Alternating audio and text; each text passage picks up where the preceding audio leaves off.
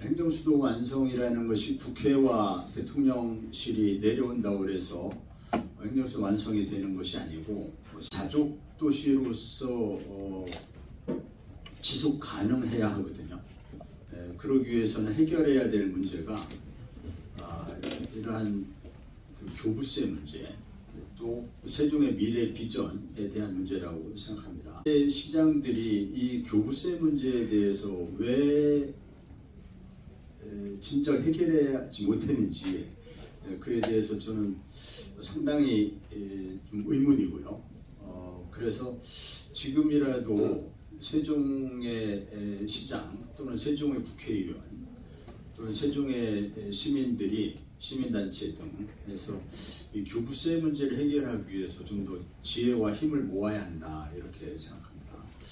교부세 문제는 제가 자세히 말씀드리지 않아도 뭐 잘 아시겠지만 쉽게 비교를 하면 그 세종과 가장 유사한 그러한 행정 구조를 갖고 있는 데가 이제 제주도잖아요.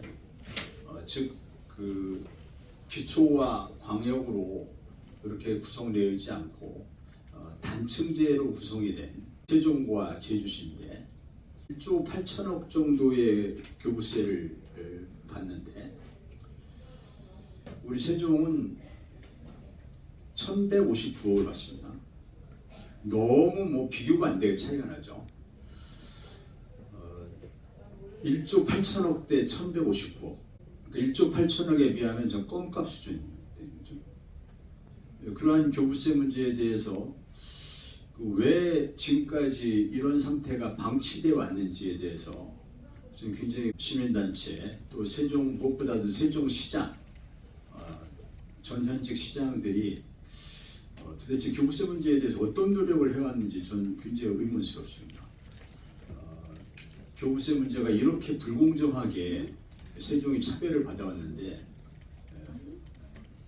이에 대해서 왜 이렇게 방치되어 왔는지 이 부분에 대해서 같이 지금이라도 늦었지만 문제의식을 같이 갖고 이 문제 해결에 좀 노력을 같이 기울여야 된다 생각합니다. 제주도와 세종을 비교해보면 제주도가 약 68만쯤 인구가 되는데 68만이 좀 안 되는 걸로 아는데요. 세종은 이제 39만 정도고 그러면 그 단순히 인구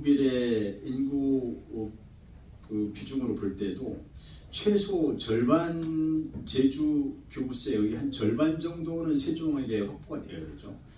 그런데 1조 8천억 대 1159억 뭐 절반 어림턱도 없는 얘기잖아요. 그러면 세종이 그 교부세를 그렇게 지원받지 않아도 그 재정 형편이 넉넉하냐? 그렇지 않지 않습니까? 그 작년에 그 493억이 부족한 이런 상황이고 매년 그 적자가 누적되고 있는 그런 상황인데 이대로 가면 세종이 뭐 파산되는 것 아닌가라는 그런 우려들이 있음에도 불구하고 왜 교부세 확보 노력을 이렇게 소홀히 했는지 그래서 저는 강한 문제 제기를 합니다. 그 제주도의 그 1조 8천억대 세종의 1159억 이거 세종 시민들이 이걸 제대로 알고 계신지 모르겠어요. 세종 시민들이 이걸 알고 계시다면 너무너무 격분할 일 아닌가요? 세종시장이 정말 단식 농성을 불사하고 투쟁을 해야 된다는 바로 이런 문제를 가지고 단식 농성을 하고 정부를 상대로 강한 투쟁을 했었어야 되는 거 아닌가라는 생각입니다. 제주도는 이제 제가 이제 해법을 말씀드리면 제주도는 그 정률제라고 해서 교부세가 연간 총 재원이 한 60조쯤 됩니다. 60조 중에 3%를 받게 되어 있습니다. 60조의 3%면은 이제 1조 8천억이 되는 거죠. 그래서 제주도는 정률제로 교부세의 총 교부세의 3% 1조 8천억 받는 것이죠. 그럼 세종도 정률제로 받아야 되지 않느냐? 그렇게 해야죠. 그런데 정률제로 받으려면 이제 법을 바꿔야 하는데, 이 교부세라는 것은 총 교부세 재원이 있고 이것을 각 그 지자체들이 나누어서 이렇게 갖는 거기 때문에 세종의 몫이 늘어나면 다른 지자체 몫이 그만큼 줄어들게 됩니다. 다른 지자체에서 동의할 리가 없죠. 그게 쉬운 일이 아닙니다. 세종만 그 늘어나고 다른 지자체 피해가 없다면 좀 더 쉽겠지만 다른 지자체 몫을 뺏어가야 되는 거예요. 그래서 정률제가 도입되기에는 쉽지 않을 것이다 라고 생각합니다. 물론 쉽지 않지만 일단 목표는 정률제를 세종에 적용하는 그런 걸 목표로, 정률제를 목표로 교부세 확보에 나서야 되는 거죠. 세종에 정률제를 적용할 때 3%를 적용할지 2%를 적용할지 그런 것은 좀 전문가들의 논의를 거쳐야 합니다. 그러나 잠정적으로 3% 목표는 너무 어렵고 2%라도 목표로 삼아야 한다. 2%라면 약 1조 2천억쯤 되는 것이죠. 그리고 2%면 그 제주 인구 68만 정도에 세종이 39만이기 때문에 세종이 행정수도라고 하는 특성을 감안해 보면 그 제주의 3분의 2 수준, 이 정도 수준이면 다른 지자체가 양해할 수 있는 수준 아닌가 생각합니다. 그래서 정률제 2%를 목표로 해서 약 1조 2천억 정도의 정률제로 교부세를 확보해야 한다. 이렇게 우선 교부세 확보 방법에 대해서 첫 번째는 그렇고요. 두 번째는 이제 교부세 산정 방식이 있습니다. 교부세를 산정하는 방식이, 교부세라는 게 이제 광역단체 몫이 있고 기초단체 몫이 있는데 우리 세종은 단층제여서 기초단체 몫을 받지 못하고 있어요. 근데 기초단체 몫이 훨씬 많거든요. 기초단체 몫을 못 받으니까 우리가 굉장히 조금 받게 되는 겁니다. 기초단체 교부세 산정 방식 중에 그 교부세를 산정하는 그 표준 지표들이 있습니다. 그 표준 지표 중에 현재 우리 세종엔 5개만 적용되고 있어요. 총 25개의 지표가 있는데 5개만 적용되고 6개만 적용되고 6개 적용되고 19개가 적용이 안 되고 있어요. 19개에도 우리 지방 기초단체 몫의 교부세를 포함하는 방식으로 교부세 산정 방식이 바뀌어야 한다. 이제 결론적으로 요약을 하면 1차적인 목표는 정률제 2% 목표로 정률제로 1조 2천억 확보를 목표로 해야 한다. 두 번째는 산정 방식에서 기초단체 교부세 목 포함되지 않았던 기초단체 교부세 목 19개 항목, 그 부분이 산정 방식에 포함되어야 한다. 두 가지 말씀드렸습니다. 공약을 발표할 때 그런 부분을 자세히 말씀을 드리기로 하고, 예컨대 교통 문제는 어떻게 바꿔야 한다, 복지 문제는 어떻게 바꿔야 한다, 또 인프라 문제는 어떻게 바꿔야 한다, 이런 부분을 이후 공약을 말씀드릴 때 세부적으로 말씀드리기로 하고, 오늘은 이제 큰 틀에서 세종의 미래 비전을 한마디로 요약을 하면 어떤 미래 비전을 가진 도시가 되어야 하는가에 대해서 말씀을 드리면, 세종의 이 브랜드, 세종의 도시의 브랜드를 어떻게 수립할 것이냐, 브랜드 가치를 어떤 걸 내세워야 하느냐, 이 부분을 말씀드리면, 세종이 글로벌 실증 메카가 되어야 한다. 글로벌 실증 메카. 이것이 세종의 미래 비전 되어야 한다. 세종의 정체성이 되어야 한다.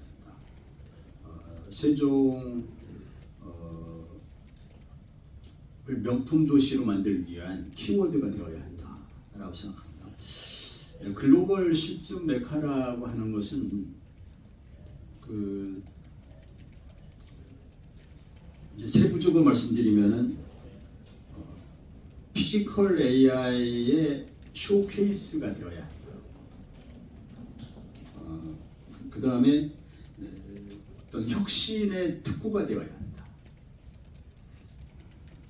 뭐 이 정도로 말씀드릴 수 있겠는데, 좀 이제 풀어서 말씀드리면 글로벌 실증 메카라 하면 지금 그 AI의 발전 속도가 좀 눈부시게 발전하고 있는데, 그런 그 AI의 신기술을 활용한 그러한 이제 여러 그 신상품들이 등장하게 되잖아요.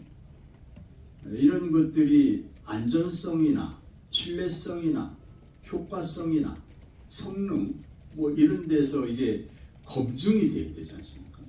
그래야 이게 상용화가 되잖아요. 그때 또 AI를 장착한 UAM이라는 것은 이제 도심의 항공교통을 말하는 건데, 그러니까 예컨대 이제 오송역에서 비행기로 세종시청에, 헬기로 세종시청에 이동하는 그런 것을 UAM이라고 하는데, 이제 이런 것들이 자율주행이라든지 로봇의 서비스라든지 또는 UAM이라든지 이런 것들이 이제 안전한지 성능이 이제 검증된 것인지 이런 거에 대한 어떤 검증하는 그런 그 도시가 있어야 되지 않습니까? 우리 세종은 이제 앞으로 국회가 들어오고 또 대통령 집무실이 들어오고 또 세종에 여러 국책 연구기관들이 있습니다. 고급 두뇌들이 세종에 있습니다. 정책과 기술, 입법 뭐 이런 것이 다 모여 있는 곳이거든요.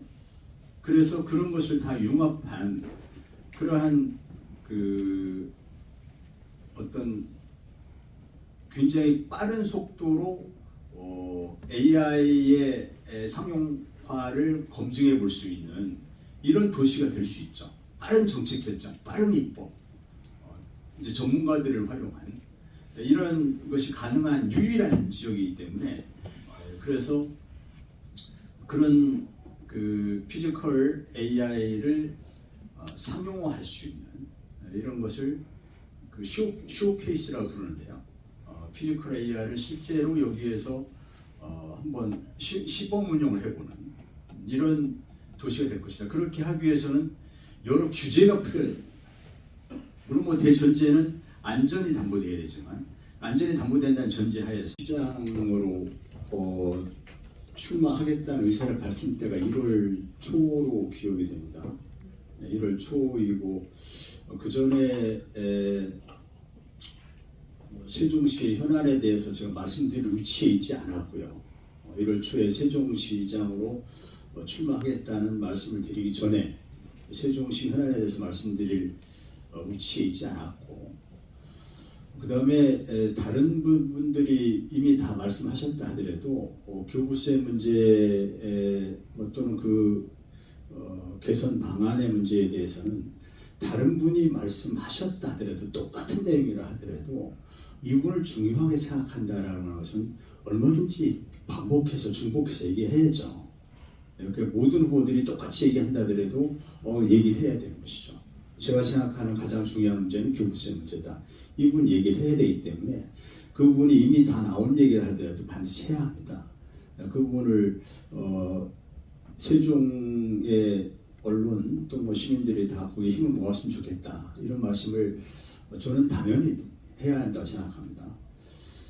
그 다음에 오늘 그 기자간담회에 혼선을 빚게 된 것은 아까도 뭐 그 말씀드린 것 같은데 10시에 하기로 했다가